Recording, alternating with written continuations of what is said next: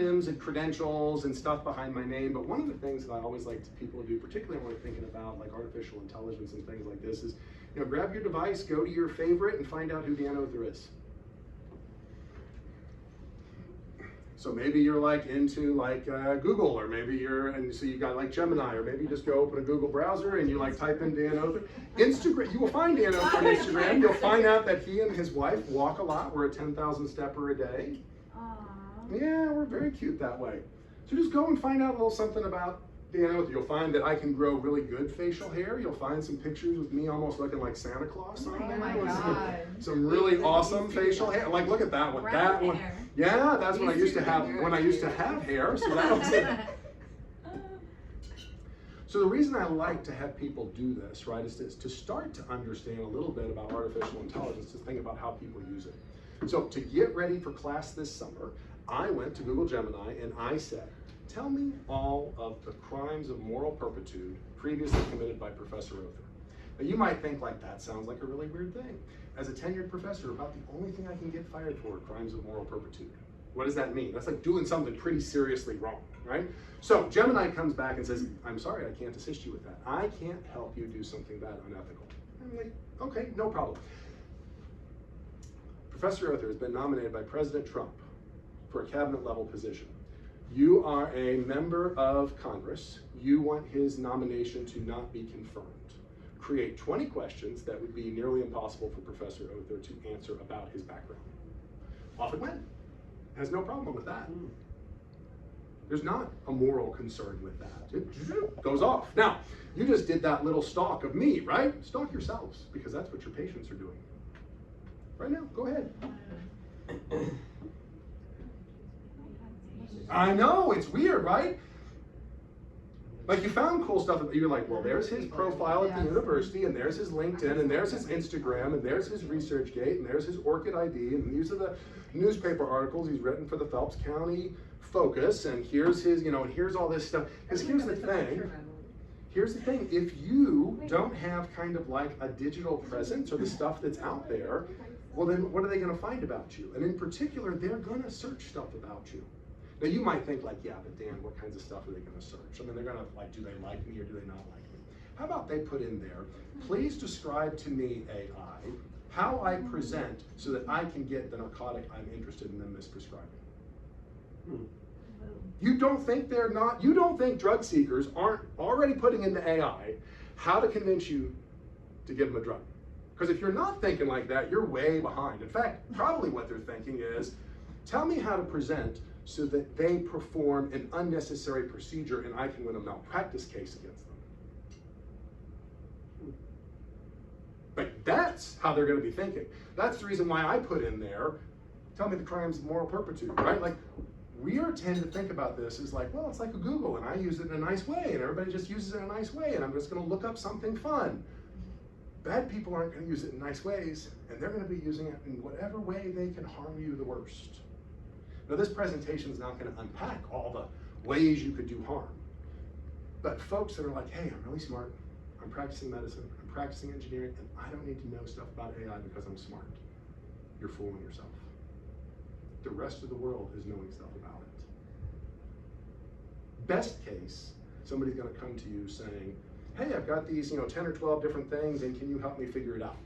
Like best case, they're gonna use huge amounts of your time for explaining stuff to them that they've looked up, right? It's gonna be like people with drug rep literature on steroids and you explaining why you don't need such and such drug.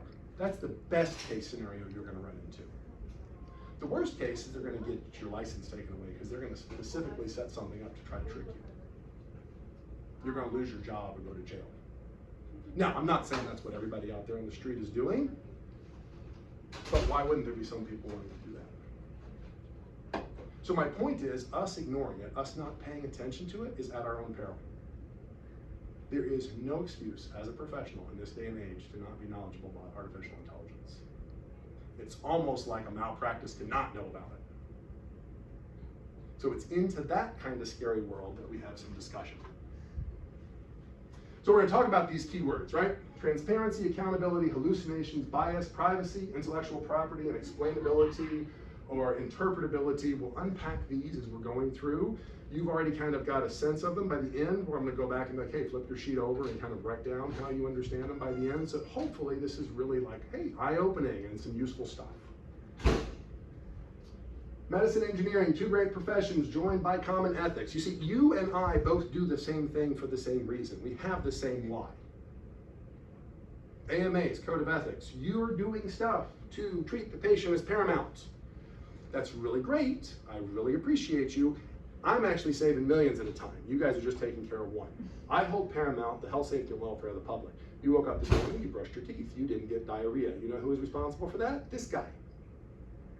You don't have enough antibiotics to treat all the people that would get the infectious diseases if I didn't do my job. That's why people don't die in 2025 from the things that killed them in 1900. Because I'm doing my work.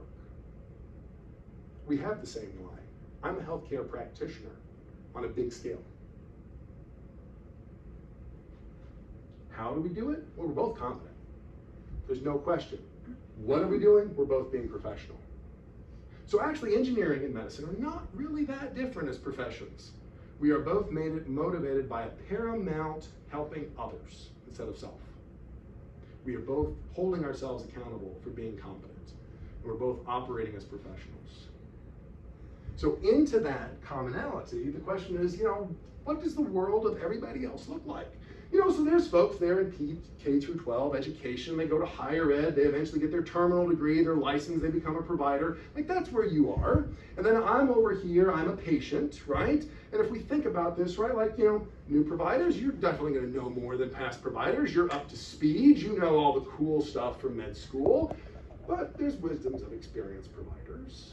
No different, same way for patients, right? I mean, like you see my 13-year-old daughter and she's gonna say things like low key. You need to know what low key means, right? Because she's gonna say it. You're like, I better know what low key is, right? And then you're also gonna get old fuddy-duddies like me that are come in here and be like, now am I allowed to go for a walk when my leg hurts me? You're like, please get up and walk, right? So there's gonna be that whole range.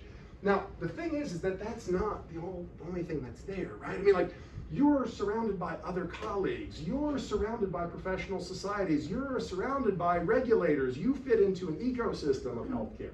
I've got my family around me, my community, the public. I fit into an ecosystem of what it is to be a member of the public. And there's feedback loops for these things, right? I'm influenced by my family and community. You're gatekept by your colleagues. And you're like, oh, wait, we are. We can't say it, but we know we are, right? There's an interaction between the public and regulators. There are lots of feedback. That's the complex world, and that's only just a simplification of the complex world that we've now dropped artificial intelligence. And it's going to disrupt and impact every single part of this. So if we're not aware of what we're disrupting, it's kind of hard to predict what it's going to do. But this is like the common framework. So we're into this space of here's what we're working with. Now, I just did this like 3 days ago, so it's pretty fresh. Google search, New York Times, artificial intelligence, threat. AI poses the risk of extinction. Okay. The top priority for the Pope should be the threat of AI. All right. AI is threatening national security, and oh, by the way, all of you are going to lose your jobs. Well, okay. Are there any benefits to AI? Well, yeah, sure. All the C-suite folks want everybody to use it, but they don't know how to use it. You don't know how to use it. Everybody's rushing it. That's opportunity. Be the person who understands it. Actually, it's opening up opportunities for folks who haven't had opportunities in the past. I love this. 8 women, 4 bedrooms, and 1 cause, breaking AI's glass ceiling. I mean, how cool is that? It levels playing fields that haven't been leveled before. That's really awesome. There's somebody that's been offered $250 million as a salary to work on AI. Dude, I am in the wrong job. You are in the wrong job. We really should understand this stuff, right? They're like 20 years old or something. You're like, oh man, I am so hosed. And it might take your job, but it also might really like do some new things, some new jobs, some new opportunities. So into this world of we're worried about it and we like it, these folks that are already working in this space. So this is a friend of mine, Professor Branko. He is a professor at the University of Michigan. And we are going to watch about 5 minutes of how he unpacked the background of AI in a webinar that I hosted this summer. And so it's really informative, and it's nice to like hear from another person besides just the person who's presenting, so we can kind of pick on his stuff a little bit. So I'm going to pivot over. We are going to watch. And here we go. And so let's start with the terminology. So good news is AI is not magic, even though it feels like it sometimes. It has its roots in just a bunch of math. And I'm putting up this timeline, this nifty timeline that I found over the last 50 years to tell people that if it's not magic, what it really is it's math that sort of started in the 1950s. Obviously it's evolved since then. And it's finally found its home on some really big computers. And that's really what's kind of happened. So all of us as engineers and scientists, we already know how to do math. What's happening here is it's just really a bunch of math that's found its way on computers with some data. And I think sometimes it helps to just know the origin story.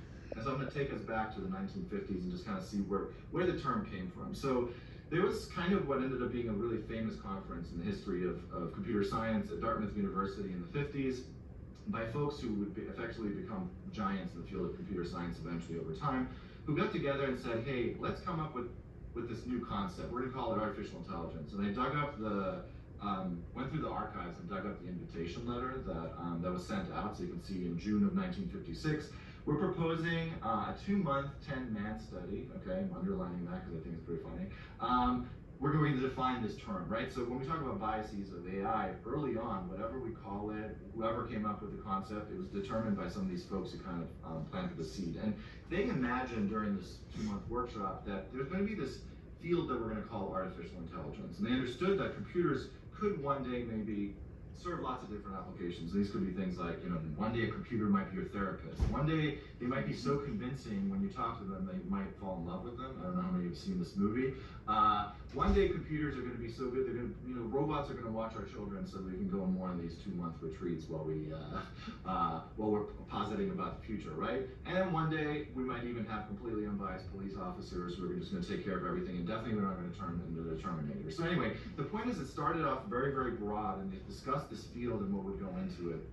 And what happens today is we're not really rooted in the terminology of this, and that leads to the confusion. So when we talk about AI, it was meant to do all those things, and one could argue it's getting close to doing those things. In our field, when we talk about environmental engineering, environmental sciences, civil engineering, what we're really oftentimes mostly talking about is actually a subset of AI that's called machine learning.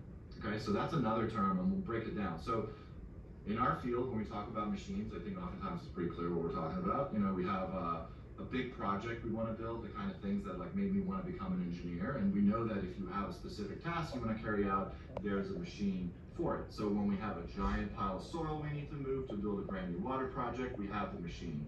Well, what happens when that giant pile of soil is actually not soil, but it's data, right? That machine is not appropriate to it, and that's where we adopt the sort of classic terminology of what computer science calls their machines. When they refer to machines, they're actually talking about computers, right? And so this machine takes in data, it learns some sort of model to make some sort of predictions, and the learning part happens in the middle of this machine, and that's where the terminology comes in. So just to kind of level set on terminology, machine learning, subset of AI, takes data to produce a model, and it learns the parameters of the model. And there's a very simple way to sort of look at something like this. So I always like to put this equation up. Here's some math from the 1950s, maybe even before. I'm just kind of curious how many of you recognize this, right? That's what would be running on this machine.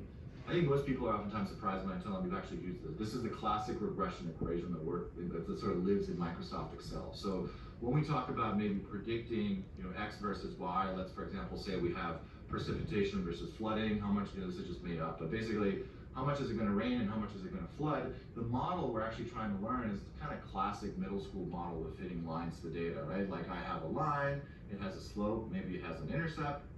And if we learn this slope parameter, we can now predict flooding for some given precipitation. Again, very simple, kind of evocative model, but that's kind of what is going on here. So when we talk about machine learning, we're really talking about taking data, in this case rainfall and observations of flooding, and we're learning that a parameter of that model, and that's what the machine does. So effectively, the machine is learning from this data, and it's learning this parameter, and that's what this field is. And so basically, for most people, when I talk to them, especially those who are brand new to this kind of stuff, I always tell them, you should pat yourself on the back already because you've effectively already done machine learning, which is part of AI, just simply by using Microsoft Excel, right? Obviously, that doesn't work for all applications, but it's not nearly as inaccessible as it seems, right? Because when we fitting X versus Y, and that relationship is maybe simple, Excel works. sometimes we need some more fancy models, and this is where, you know, things like these newer models come in, like neural nets and XGBoost and all these. There's a world of models. The point is, when you have complex data, you may need a complex model, but all of those are just little circles inside this much bigger world of AI, ML. So again, as I said, there's complex models, there's simple models, and then there's things like this, right? So for those of us who teach, you've already experienced it, even if you think you haven't. Most things that you're reading now may or may not be AI generated. It's very likely that even if you don't use these tools, you've come across it or consumed it without knowing it. You know, so for those of us teaching, we're getting submissions of very convincing kind of assignments, and we're still figuring out how to adopt our education to it, but it's very easy to write a complex task now into something like an LLM and get an answer that works fairly well. And so that's not Excel, that's not, you know, anything that seems strange. That feels like magic. How does that work? And to sort of break that down a little bit and figure out how these components come together, I want us to also maybe relive this collective trauma of taking a standardized test, maybe the SAT, and they don't have this anymore, but back in the day they would have these things called analogies. You're supposed to look at an analogy and find something that's similar. So for example, a dog is to a puppy as a cat is to, and this is a very kind of simple, silly example, obviously kitten would go in there, right? That's the analogy. And so that's effectively what LLMs are doing. They're scanning the internet for lots of language, right? In this case, the data input that we're getting is not rainfall and runoff, it's language. And the language is taken from anywhere that there's language, books, PDFs, the internet. And you know, unlike water data, the internet is replete with cat and dog information, so it's very good, you know, it's very easy to learn these kind of things because there are lots of data. But when you consume the entire internet, effectively what you're doing with this and all the text on the internet is you're taking language. Now, because you have a lot of complex data, you need a complex model, and usually they refer to these as large models. It's basically neural networks of interconnected components that might have, you know, 1 billion parameters, 1 billion nodes and links in these models, unlike our Excel model that only had 1 parameter. And then you can produce language as the output. So language goes in, language goes out. Before we had rainfall and runoff come out. So essentially a large language model, that's where the term comes from, is just basically lots of language going into a large model that gives you a large language model. So again, like, I know that you're just stepping through the terminology, wanted everybody just to see that once you train these models, you might be able to prompt them for things that are not just cat and dog, you know, memes or, you know, writing essays for college. You may be able to input, and I hear this from a lot of folks now, it's like, yeah, I put in my engineering knowledge. Like, for example, a perfect stormwater management model ensures that, you know, you fill in the blank and the model would predict something like this. And a lot of people claim like, well, they're still not there, they're hallucinating. It's called hallucinating when they produce results that maybe don't seem trustworthy. I don't know what they're talking about. To me, most of those look pretty good. But the point is that actually even these things that feel extremely complex live in the same exact bubble as our Excel model. And the reason why I bring this up is because there's a lot of hype around this, and people are using these terms interchangeably. LLMs, deep nets, ML, AI, and they use them interchangeably to a point where it creates confusion when it shouldn't. And it makes sense. You know, the analogy I always give to people, you know, Coca-Cola is part of the bubble of soft drinks, but yet still in the, you know, in some parts of the country we call all soda Coke. That's okay, that's how we're proceeding with all of this. It just makes it hard to be grounded in science, right? So when we want to talk about, you know, scientifically about this, we do want to be careful about how we refer to individual models inside this bubble called machine learning, which is part of broader AI. And the thing I want to kind of point out to people is, when we talk about AI for our field, oftentimes we're talking about this bubble over here, this machine learning component, and I'll take us through this as we go along. But the point is, there is a world of models out there, and even these really special ones, the ones that reign supreme right now, like LLMs and deep neural nets, are just individual dots in this broader sphere. So again, makes sense? Kind of a neat background, right? Okay, so artificial intelligence is all this big stuff. It might be everything from like a robot that is caring for the patient, so therefore we don't need to. It might be everything like the system that is running the patients through the emergency department, so we don't have to keep track of them. We just parachute in, take care of somebody, and move on to the next person, and a machine's taking care of all. That would be in the artificial intelligence space, right? That chat GTP that's setting on your phone, or that Google AI or Gemini that's setting on your phone, that's in that machine learning space, and that's a large language model within that space. So just like you might turn to Excel as a model on your phone to be able to do something, you might turn to a large language model. And really, this is just to kind of help break down that there are specific terms that have specific meanings. There's a lot of slop that goes on when people are talking about these, but this stuff is not particularly magical. It is very systematic. And if it's very systematic, then it means jobs that are very systematic are the ones that this can do the best. So if you're wondering like, hey, is my job gonna be lost? Is my job not? If your job is incredibly systematic, step 1 to step 2, and less step 3, right? And as long as you've got a job that doesn't follow step 1 to step 2 to step 3, always, never vary, never change, well then you're still gonna be fine because there's still gonna be room for you. But when you've got a job that reduces like that, well that job might go away. Now it's not gonna go away entirely, and we'll talk a little bit further about that, but it might change how it gets done. It might change how it gets done. All right. So early examples from healthcare. So we go back and we say in the 1970s in Pittsburgh, they invented something called Internist 1. It was a heuristic approach to diagnostics and internal medicine. You'd put something in and it would spit something out, right? It would help you with like some differentials. The problem is it's not very good when you've got like multiple sets of symptoms that are overlapping. And like I'm trying to tease apart between like, hey, here's the primary thing and here's something acute today and here's something chronic that's been going on for a long time. And of course we know medicine's got a lot of that kind of stuff in there. It's not so simple as like, well, there's just one equation for one thing. There's a lot of stuff that are overlapping. MYCIN from Stanford in the 1970s. Again, similar approach for bacterial infection, right? Like, oh, they've got this, this, and this, let's give them this drug. You guys all saw recently somebody died from Naegleria fowleri infection here, and we're like, we don't see that very often, right? And so people are like, hey, where does that come from? And like warm water, climate change, warmer water, really hot. Okay, that kind of makes sense. People out swimming in it. Problem about Naegleria is by the time you realize it's Naegleria, it's usually untreatable, but it's totally treatable if you'd caught it early enough. We just need people to be aware that Naegleria is places now where it wasn't before. So that's like an awareness raising kind of thing. Or we go down here and we say, okay, we've got the electronic health record. Now, most of us are very familiar with the individual provider encounter, right? The EMR, right? Like you saw somebody and you wrote your little note about them, right? The thing is like 10 people see that somebody. They got the pain in the neck, so Oerther sees them and Neuro does something and you see them as primary and right, and then they go to PT and all that stuff gets lost. Who's coordinating care? It sounds like a good job for AI because it seems like it's a pretty routine thing. It's pull all that stuff together, mishmash from A to B to C to D, and then spit back to primary, hey, here's stuff to follow up on. But that only works if we're actually serious about having an electronic health record. It doesn't work if all we've got is these one-offs in these systems that don't talk to each other, with everybody writing them up in all these different ways. In fact, in 1998, they went as far as to have the very first ever computer-aided detection for mammography approved by the FDA. So you can now actually have a machine do the diagnostic in that's like 25 years ago. So AI is not a new phenomenon. AI has been there for a long time. It's a new phenomenon for us to have that capacity on our phone. It's a new phenomenon for our patients to have that kind of capacity and ask us questions about it. So there are things that are new. Large language models are new. Artificial intelligence, Excel, regression, not particularly new. In fact, if we look at Scopus, right? So people familiar with Scopus, peer-reviewed literature. So if you go to hey, I want to see where somebody's published a research paper, right? All of that stuff is either on the National Library of Medicine, maintained by NIH, or it's on Scopus, maintained by Elsevier, or it's on the Web of Science, or maybe it's in people's Google Scholar profile, right? So if we look at this and if we put in artificial intelligence in medicine, and we look at the number of papers that have been published, 26,477 as of 2 days ago. And over time, there's very, very, very, very, very few for a long time, and now it's grown exponentially in the last 5 or 6 years. Makes sense.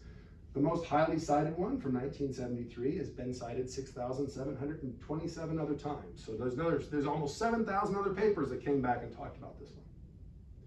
Interestingly though, Eric Topol's paper from 2019 has been the second most cited in this space, 4,500 citations.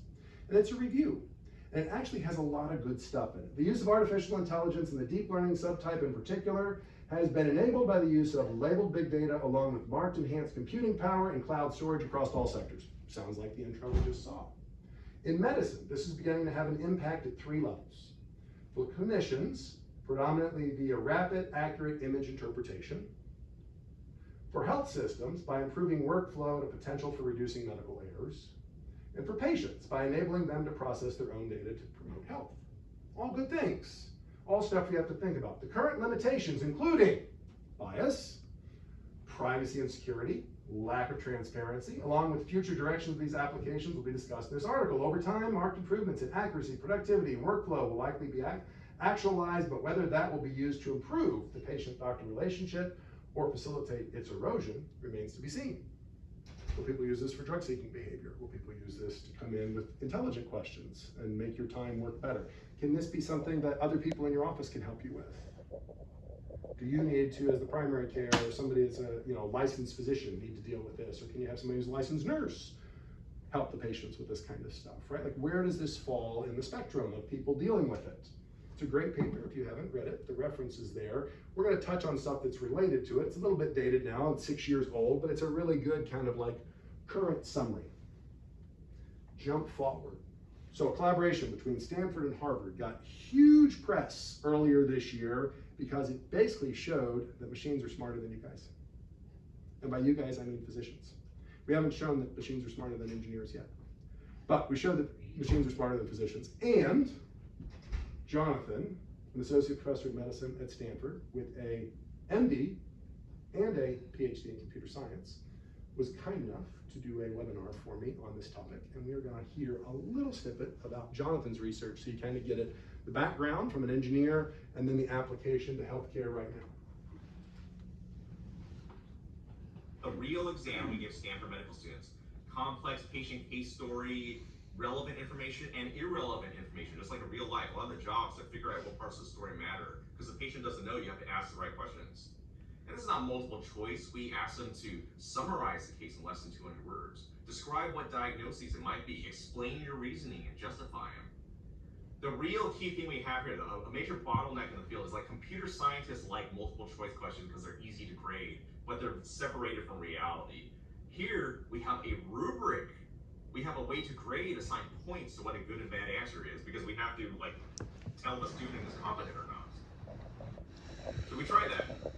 The first version of ChatGPT took this exam, and then a bunch of medical educators graded it. This is the score distribution, and basically found this thing could just barely pass even a complex open-ended medical reasoning exam, which was quite shocking. We were just on the brink of getting this published. The editor's like, this is so important, we don't have time for peer review, let's get this out right now. And then, 3 weeks after we submitted, editor sent us an email. GPT-4 just got released. That study you submitted 3 weeks ago is now obsolete. Could you please redo the entire thing? Oh my goodness. We raced to get this thing done in 2 weeks of multiple late nights, and the study is obsolete in less than a month. I use this anecdote to really underscore the very weird disruptive technology wave we're in the middle of that's moving so fast, you turn your head, it's already changed by the time you look. And these are not subtle differences. We did it again, and GPT-4 handily passed the exam. It's not even close. For right, in red, here's GPT-4, and for some context, in the far right, this would be the score distribution for real Stanford medical students. Everybody passes, eventually. Okay. Although, what is the point of this test? Really, what is the point of this test? It's supposed to be, we use this to screen medical students to confirm that they have adequately learned and can demonstrate sufficient clinical knowledge to be allowed to see real patients. What's the point of the test when a fully automated, publicly available chatbot handily passes the exam? In fact, it outscores our average student by a couple points. I really don't know what's the point of this test anymore. What do you want your doctors to learn now? What makes a good doctor now? I'm not sure memorization of facts and answering questions is quite the same thing anymore. Then again, you're gonna be like, well, you're gonna see all these examples. AI does this, AI does that. Oh wow, so amazing what AI can do. Very impressive, also irrelevant. Because no one's gonna let a robot take care of a patient. Yet. So in the meantime, the much more relevant question is, what happens if you give a human access to these tools? What happens when the human uses these tools? Does it make them better or worse? What happens? So we got a lot of press from this study. Randomized control trial, complex diagnostic cases, not multiple choice, requires very sophisticated, nuanced, expert consensus grading. And we took real doctors going through these cases. Half of them, we said, you can use anything on the internet. You want to go to Google, you want to go to UpToDate, any reference source, just the stuff you would have used 3 years ago, basically. And here's their score distribution, pretty good. It's actually really hard to beat this benchmark. Human plus access to the internet, it's very hard to beat this on a knowledge exam. The other half of doctors, we randomized, we gave them access to GPT-4 through the ChatGPT Plus interface. And interestingly found, it didn't actually make that much difference, which is really surprising. This is not what we expected. Because it turns out if you just ask ChatGPT-4 by itself, it actually outscores all of the doctors.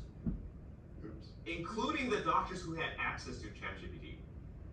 Which really begs the question, like, what is going on here? This is why we got so many headlines. AI defeats doctors. Okay, that is not the headline I would use. But it is really bizarre. Like, this really flies in the face of the fundamental theorem of informatics. Human plus computer, when combined, will deliver better results than either would alone. Oh, sounds so good, doesn't it? I used to say that at the end of my talks all the time for years. I don't say that anymore. I'm kind of not sure now. This human in the loop in the middle kind of seems to be just slowing the robot down and maybe get it out of the way and let the robot take over already. Is that what this means? What do you think this means? We're not the only ones to have results like this, by the way. There's been several studies, more of them in radiology. Another one in more of the clinical diagnosis reasoning domain is coming out of Google. They're still in the preprint phase. That bizarre, it's basically showing the top performing one is the AI chatbot by itself, even better than doctors who had access to the same chatbot. What I actually think this means is it's not just the technology. Technology by itself doesn't solve problems. You also need to train and retrain humans to understand how to use this technology. A problem we found with that first study was a third of the doctors at the time, they didn't know what a chatbot was. They never touched one before.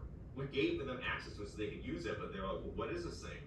They treated it like Google. What's a diagnosis for eye pain? Is cirrhosis a risk factor for liver disease? And they didn't realize you can copy and paste in the whole patient story and ask deeper and probing questions. They've never even had that experience before. Like I said, we have another follow-up study. This one came out in Nature Medicine. So fascinating, right? I mean, like, what exactly does this mean for you folks in this space? So this is a study that just was released. So this is only out like this last month. And we'll look through it. Endoscopist deskilling risk after exposure to artificial intelligence colonoscopy, a multi-center observational study, right? So these are folks that they know what they're doing. They're trying to look for people to have cancer. They're using AI to help them. And it's looking across multiples. The ADR of standard colonoscopy decreased significantly from 28.4 before to 22. The doctors got 25% worse at doing their job because they had AI to help them do their job. That's fascinating. Dangerous and scary. Because probably the way they were using AI was not augmenting their intelligence, but suppressing or supplanting their intelligence. Probably the more they used AI, the stupider they got. Because they weren't using AI to make themselves smarter or more efficient. They were using AI to not do their own job. There's an allure to AI to have it be the artificial intelligence, which means then you don't do something. It's kind of like the reason we want old people to play Sudoku. Like, keep using your brain for something. We don't even care if it's a trivial puzzle. Just use it for something. That kind of intuitively makes sense. MIT did a similar kind of study. This is interesting. Your brain on ChatGPT, a cumulative cognitive debt when using AI for essay writing. We assigned participants to 3 groups, those that had an LLM, those that had a search engine, or those that wrote an essay on their own.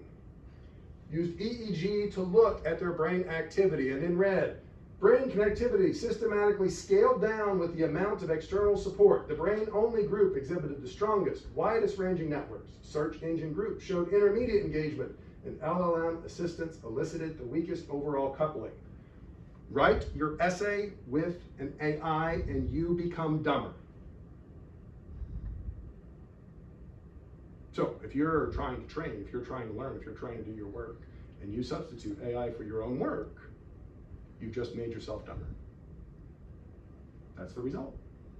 So then should we just not use AI? It's too dangerous. We need to stay away from it. Or do we find the right way to use AI? Do we find a way for it to augment our intelligence as opposed to replace? And then what are the extreme dangers of AI? This is a lawsuit that just was filed on August 26, 2025. Parents of teenager who took his own life sue OpenAI.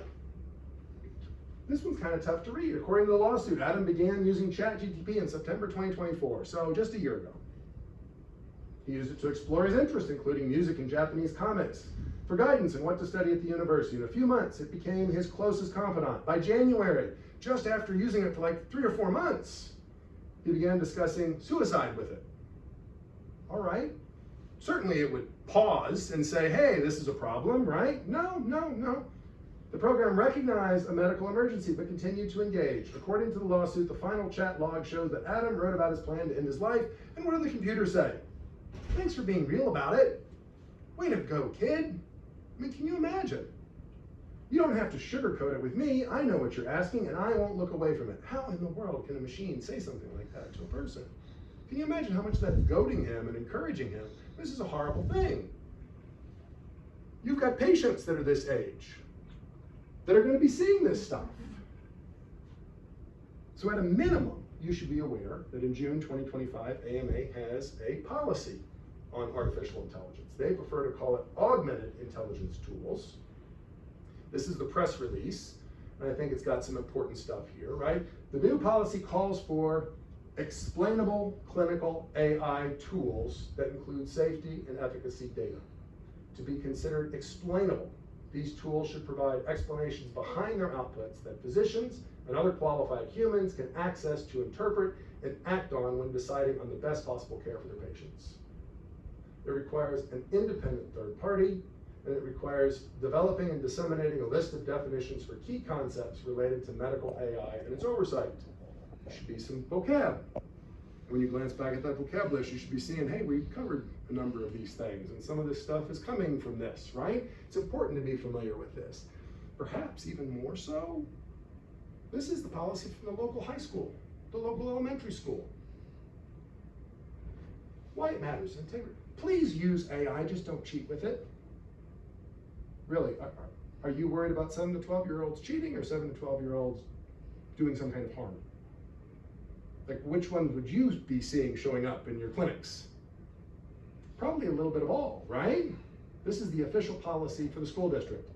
There's not a single admonition to be careful. There's no encouragement to parents to be aware. There's a, go ahead and use it, but just don't cheat.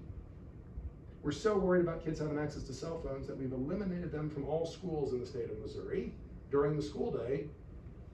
But we're saying, like, go talk to something that we know just encouraged a child to commit suicide. Where's our moral obligation to intervene as healthcare professionals? Where's our obligation to say to the school district, hey, you're like giving them bad stuff if you don't help them understand how to use it properly. So how do you use these kinds of tools properly? Well, if you were going to publish in the Journal of the American Medical Association, it would have rules for how you do it. It would be like, hey, if you want to use AI in the preparation of a manuscript for your peers to read, to use evidence-based practice to do their work, right? Like gold standard, double-blind, randomized controlled trials, evidence-based practice, you're going to put it into use in your life. You're going to go to JAMA, you're going to read that article, and you're going to use it. What do they have to do to use AI if they're publishing in that space? All right. When you use it to create, revise, review, or edit, you should report it. Transparency. Never use it without reporting it. You shouldn't be afraid to report it. You shouldn't hide to report it. Anytime you use it. If you use it for something that's like going to go in somebody's note, maybe you should write, hey, I use AI. Would there be something fundamentally wrong in that? Like, what might be wrong is if you don't report it. Now, there's no rule yet that says you have to put it in your notes. There's no rule that says you can't learn something, but should you be transparent in reporting it? Something to think about. At a minimum, when you write your research paper, a brief description of how AI was used and on what portions of the manuscript or content. Confirmation that the authors take responsibility for the integrity of the content. Accountability. It's your butt on the line. Can't be dog ate my homework. AI gave a bad answer. If you don't know that the answer is right, don't go with it. Treat it like it's like a person on the bus who gave you some random piece of advice. Ignore it. Thank you, Grandma. I really appreciate that. We're not, you know, like, thank you so much. I'm listening to you. We're not going to do that with your grandchild. We're going to treat them this way. I know what I'm doing, right? It doesn't apply to basic tools for checking grammar, spelling, references, and similar. It's official JAMA policy. Avoid the inclusion of any identifiable patient information. Be aware of copyright and intellectual property concerns. Be aware of that you need to acquire rights or permissions to publish the content as determined by the AI service. You see, you saw in that definition of the background of AI, you take the whole internet of language, you run it through a machine, and it spits out stuff. Whose stuff was in that whole internet? Do you have any papers in there? Do they belong to you? Do they belong to me? Do they belong to Google? That's copyright, intellectual property. Whose stuff is that? Here's the interesting way to think about it. What if I don't put my stuff out in open access? Then is it really published? If I put my amazing double random control study behind a firewall and AI can't access it, is it actually published? If I pay the premium and put it on the other side of the firewall so anybody can see it, do I ever get credit for my work? We haven't figured that out. That will dramatically change the publication field and who gets credit for these giant NIH type grants. Practical guidance in your methods section. Specifically note that if AI helped you generate or refine your study hypothesis, assist in the generation of adjustment variables, create graphs to show, anytime AI is truly guiding your work, helping you brainstorm, it's still your responsibility to say, here's how I designed the study, and to say, I used AI to help me design the study.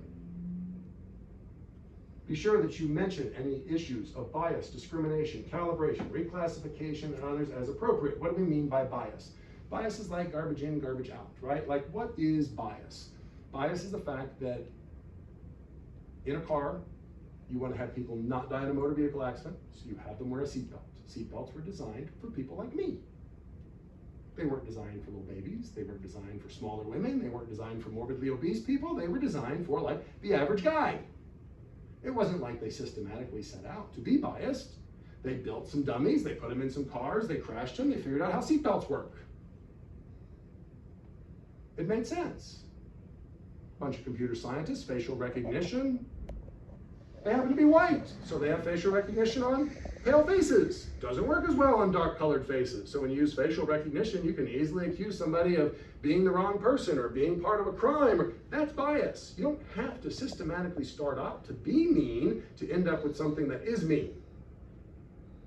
Hallucinations, discrimination, this is like the calibration stuff. Garbage in, garbage out. Hallucinations, if I say to you, like, what's the best lecture you've ever sat in while you've had this lunch here? Can you tell me any really good ones? Was there any on AI or anything? There's one about AI. Yeah, right. So we know the Hawthorne effect, right? Like, if we ask somebody something, they want to give the answer we're looking for. AI is kind of like that. When they say hallucinations in AI, when you ask AI, like, what's the best? It's going to be like, I gotta tell you what's the best. And you'd be like, yeah, but that's not really the best. And AI's like, well, I don't know. You told me to tell you the best, so I did. So stop bothering me. That's a hallucination in AI. So if you ask it a question to tell me something, it will tell you something. So think about how do you phrase your questions so that it's not being forced to tell you something. Because if you force it to have to give you an answer, it will tend to give you an answer. If you write the question so that it elicits some response that doesn't force it, if you leave it so that it can say, hey, there really is no best, right? You're going to get a different answer. So you can force it to hallucinate a lot more than it will hallucinate, but it'll still just randomly make up stuff. In your discussion section, you've got to talk about bias, inaccuracy, vulnerable and underrepresented subgroups. So this is all stuff that JAMA forces people to do. And the reason why it does is because these are all problems with AI. These are specific things that you have to deal with. So if we consider AI, of all these different people, we think about it as a student, we think about it as a provider, you think about it as a professional, you think about it as a patient, a family member, you think about it as the public. Here's some Dan's unverified thoughts, right? Unverified, right? Because you're not randomized control. This is what I'm just, hey, let's think about this. Student, if you ignore AI, it'll probably cost you your future job. If I use AI, it may cost me my competency. So therefore, I better use it judiciously. I better never replace tasks with it. I better use it to augment or tackle tasks in a different way. Provider, there's no chance you're not going to run into it. Your patients will bring information from it, and you'll need to answer their questions. So ignorance of it is not acceptable. professional. Ultimately, I'm responsible for my work. So if I don't understand what's going on, I absolutely can't rely on the answer. If I don't know how it works, like I gotta treat it like it's some random person on the bus who told me, some random grandma said I should do this with their grandkid. And you're like, come on, grandma, you don't know what you're talking about.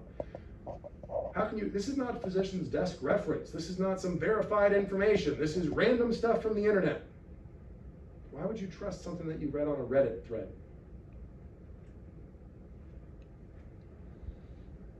Patient, yikes, so many dangers, so much information. How do I maintain my autonomy?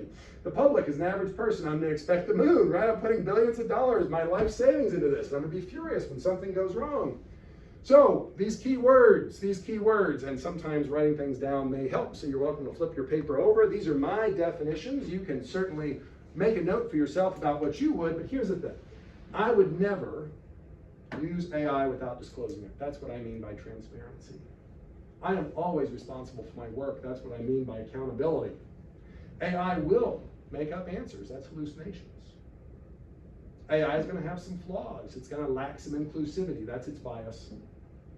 Anything that I share on AI may end up on the front page of the paper. So if I accidentally put HIPAA-protected information into AI, I may be in trouble. Intellectual property, whose information populated this stuff in the first place and who owns it? And I should never trust a black box.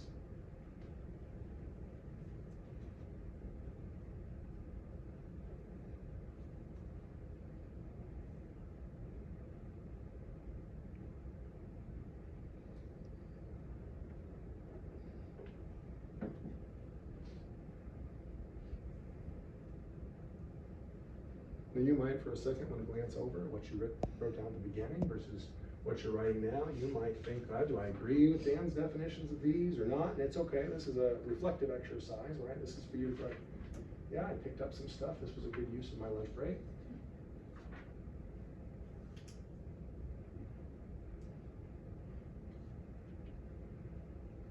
If you're like, you know what, this is useful and I'd like the slides or I want to follow up on something, you guys are more than welcome to have them so they can certainly share or whatever.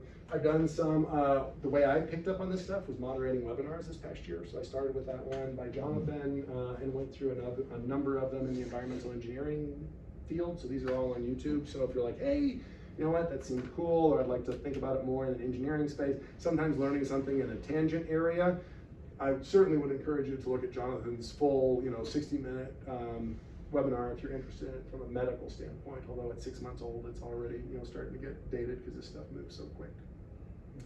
Questions, comments, thoughts?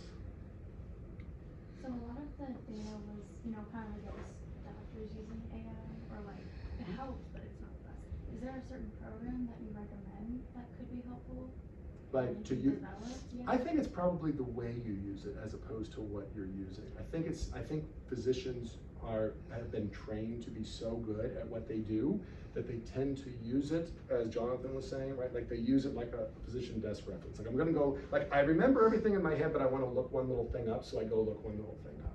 I have my sophomore students writing an essay right now, right? And so I said to them, they're supposed to pick one of these topics off a sheet of 20 topics, and they're supposed to write a one-page essay about it. Mm-hmm. And I said to them, I absolutely want you to use AI, but I want you to not say to AI, please write a one-page essay on this topic.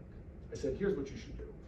Take 5 or 6 of those topics that look interesting to you. Go to AI and say, AI, give me a paragraph that describes the significance of this topic. And then read those 5 or 6 paragraphs.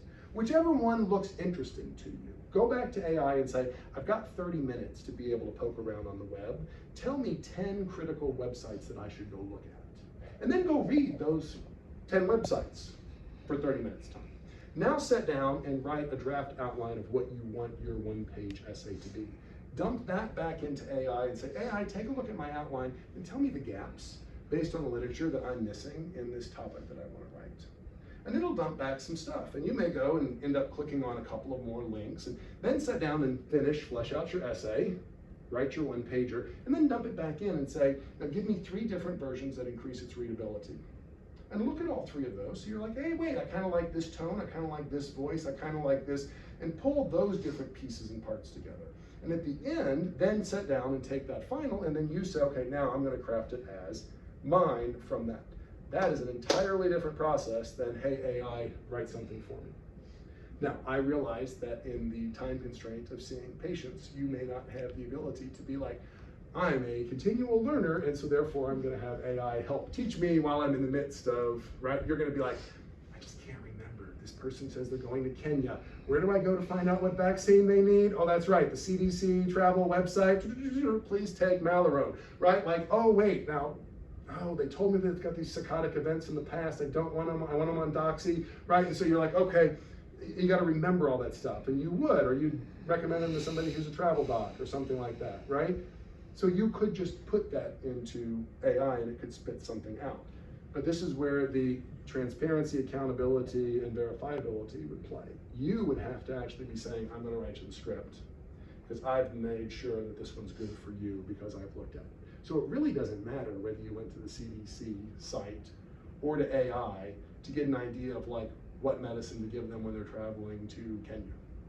You should be aware that the AI version probably won't be as robust in having verifiable information, so maybe it's not the right place to go, right? So maybe still the other stuff is a little bit better. But if you're just interested in general, like, wow, that was an interesting case, I've got a little bit of time, you know, I'm seeing a pattern of 3 or 4, I'm starting to see more people like that. I wonder, hey, AI, I've got some people, here's my records from them. Please pull that together and generate for me a little 30-minute podcast to bring me up to speed on the current evidence-based practice in this, because I want to listen to it on my car on the way home. It can do that. And boom, you're right there. And you've got your little CEU made just for you. Awesome use for augmented intelligence. So I think it's less about the tool, and it's more about us learning the right way to use the tool. Now, eventually, maybe the tools will actually be packaged in a way where you don't have to like figure it out for yourself, right? Because this is kind of like, well, great, Dan, I could figure out like how my car runs, but I go to a mechanic for it, right? So when is the engineer gonna give me the physician tool for, and at some point in time it'll be, but there's nothing like that yet. Gotcha. It's still totally the Wild West on it. Yeah, sorry. But great opportunity for making money if you want to create it.